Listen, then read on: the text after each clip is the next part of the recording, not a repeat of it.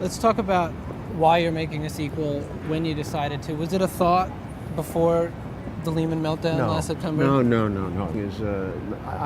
I turned down the sequel. I resisted the sequel ideas for years, from 23 years. I didn't want to glorify the people who in 1987 were pretty greedy to begin with, and I thought it was, frankly, I thought it was a bubble that was over. The first one was obviously a cautionary morality tale about excess and greed, but it sort of had this effect on particularly young would-be Wall Streeters of almost inspiring them to come here. I'm sure the lines are still quoted on the floor. Yeah. Well, I can't tell you how many young people have come up to me in these years and said, you know, I went to Wall Street because of that movie.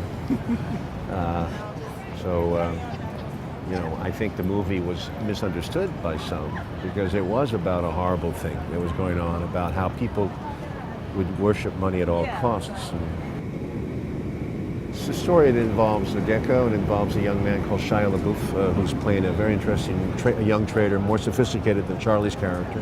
Will Charlie be in the movie? Charlie will do a cameo in the movie. You know, he's coming back. And Marty, no, unfortunately, I don't see a role for him right now. We have a big story to tell. We have a wonderful young actress who's Gecko's daughter. Her name is Carey Mulligan. We have an arch villain in a fellow called Bretton James, who's going to be played by Josh Brolin. Josh is the head of a fictional investment bank. It's a relatively complex story, and we're trying to do it justice to this new Wall Street. How much more difficult is it translating this Wall Street world to the screen versus the Wall Street of the 80s? It was very simple. People could understand insider trading. People don't understand credit default swaps. Well, this is complicated. This is where the movie is evolving. I mean, we also on the original, by the way, it was extremely complicated. Though now it may seem simpler to you, but that was hard. You know, my dad would always kick me. He says, "You know, you're a moron. You don't understand stocks. You don't know the difference between a stock and a bond." And it's true. I always had a hard time in economics 101. You know, I was not my favorite. You didn't do well at Yale in economics, right?